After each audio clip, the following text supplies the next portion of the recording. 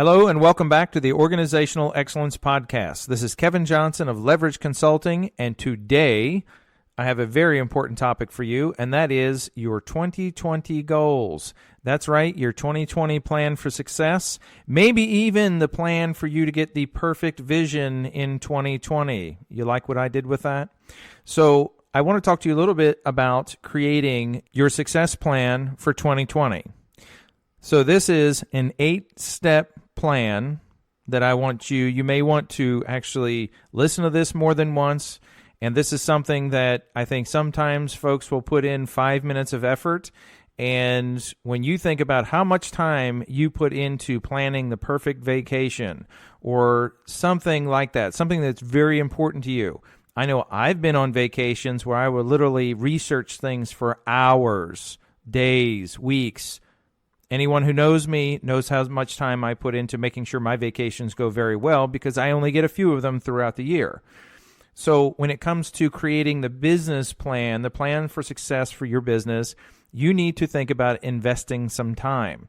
And once you have this, as long as you follow the process itself is not very sexy. But I will tell you, when you get the results in the end, you will think it's very sexy. So again, this is an 8-step process. So the first thing that's on the list, the number one thing on the list, and it is number one for a reason because you won't be anywhere without this, is planning your sales, planning your production, your revenue, however it is that you measure it. That's the number one thing on this list, is how is it that you're going to go about acquiring enough sales, revenue, or production to sustain what you want to do next year. Some of you may have plans for equipment, additional staff, expanding your operation, or maybe just getting back to where you used to be. I'm working with a few folks right now that are doing just that. They're trying to get back to where they used to be. And again, some are looking to just expand their operation. But again, the number one thing that should be on everyone's list is how do we generate more sales or production? And we need to turn that into the how-tos. What are we going to do? Does this mean acquiring more new customers, clients, patients? Does this mean that we're going to do more business with the existing patients, customers, clients that we have? And then breaking that down once again into what type of business are we doing with those folks? What strategies are we using to acquire the new customers, patients, clients? Again, number one on the list is sales. Number two is process. And the reason process comes in number two is, again, nothing else matters unless we've got the sales to sustain the business. But we need the process to ensure that once we're doing the business, once we are servicing the clients, or once we are selling the product or service to the customer, that we can actually deliver, and we deliver seamlessly, effortlessly. So when you're thinking about your process, we need to think about how we can do what we do easier, faster, and more efficiently. And this sometimes when leaders, managers, owners are thinking about process, I think sometimes we consider it to be all on our own shoulders and not part of the organization. So remember that this is an organization-wide effort to create a process where what we do is easier, faster, and more efficient. Number 3 on the list, we could all sit down and debate or argue over which one of these comes first, sales process, and number 3 being customer experience. We need that one on very high on the list as well. And again, we can debate which one of these should or should not be first, second, third. But customer experience is huge because that in itself is reputation. You may always get that first sale, but as long as we have a great reputation from our existing customers, they are going to refer their friends, their family. They might even refer their enemies to you. Who knows? But we need to work on the customer experience, and that may sometimes come down to the strategies, sometimes simple strategies of just asking them as they're leaving, asking them throughout the process, sometimes doing that ever so slight thing that's just a millimeter above their expectations, which means we have exceeded their expectations. And again, this is an organization-wide effort. We are looking to build or strengthen the reputation of the company that you're in, And then also looking to build the referrals, because anyone who's had a very good dealing with you, who refers their friends, their family, their enemies to you, you've got more people that are just like the person that you've made happy.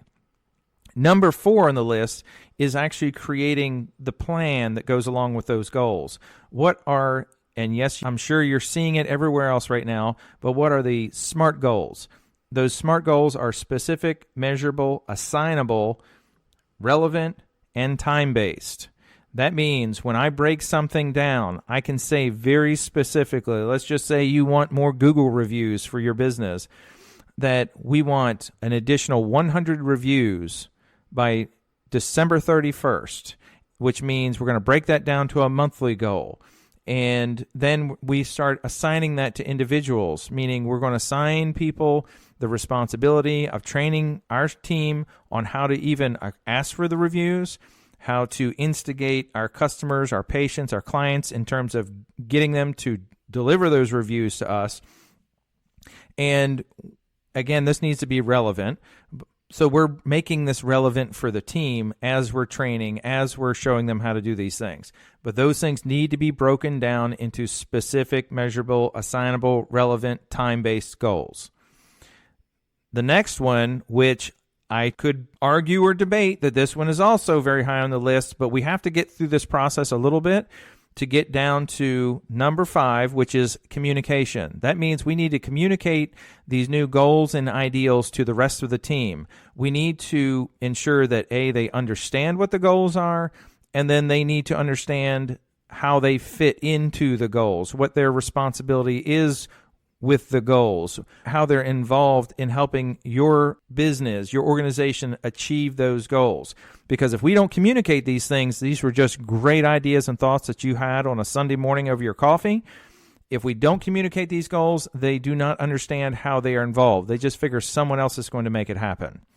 Number 5, communication. Number 6 is follow-up and monitoring. So this is one where once we've communicated our expectations and goals and so on, then we need to follow up with our team. We need to follow up. And again, let's go back to just something as simple as Google reviews.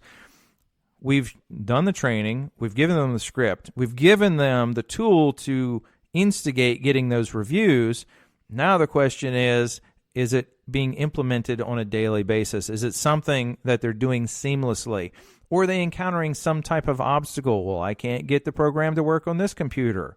Now I know how to fix this problem. So the follow-up is huge. Some of it will be once you figure out what the problem is, it's helping those people develop the confidence, removing the obstacle, or something. So that was number 6, which is follow up and monitor. Number 7 is going to be a reassess, because as smart as we all are, sometimes we don't get it right the first go around. So let's just say you get to the end of January and you're reassessing the progress that we have made thus far with the plan that we set out with. Maybe we're learning that this was not the easiest way to go about this, but we're going to be relentless when it comes to achieving the goal. So maybe we need to reassess, come up with a new way, a modified way of how to achieve the same goal with maybe a slightly different method. But we need to continually reassess this. So that was number 7. And number 8 is, I'm going to say, the most important thing on the whole list. And that is just being persistent. This is not taking no for an answer. This is not allowing passive avoidance. And I know you've all seen both of these things that I just brought up. We have team members that may say they're not going to do something for a given reason. They may be digging their heels in for certain reasons. They may have a good reason. Maybe they see an obstacle we've not seen yet. But again, we're going to be persistent when it comes to achieving the goal. We don't take no for an answer, because the end goal is what the real conversation is about, not the process in between. The end goal is the only thing that matters. The passive avoidance is the other thing that we need to be super critical on, because that's the one where people say nothing and then they go about doing their own work and they don't implement, which really brings back number 6, which is the follow-up and monitoring, because if we're doing that really well, then the passive avoidance will never happen. Passive avoidance and taking no as an answer are the two things that are going to be the disease to your progress. So that is your 8-step process, your 8-step plan to create the perfect vision for 2020. Number 1 is sales. Number 2 is process. Number 3 is customer experience. Number 4 is your plan for goals.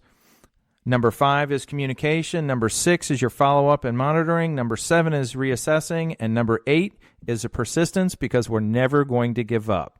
That, my friends, was your Organizational Excellence Podcast. I hope you find this immensely helpful, and I'm looking forward to hearing about all your great results next year.